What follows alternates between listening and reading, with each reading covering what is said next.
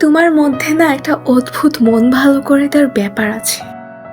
যখন আমাদের কথা হয় না, হাজারটা অভিযোগ একটু একটু করে জমা হয় বুকের গোপনে, তখন মনে হয় যখন তোমায় ফের কাছে পাবো, বেশ করে অভিমান দেখাবো তোমার মুখের উপর।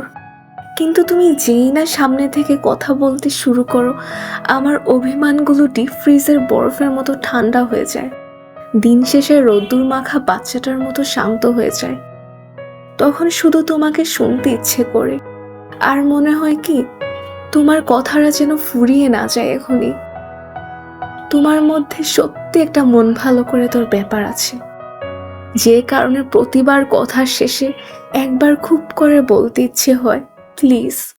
अभी ना जाओ छोड़ कर, कि दिल अभी भरा नहीं।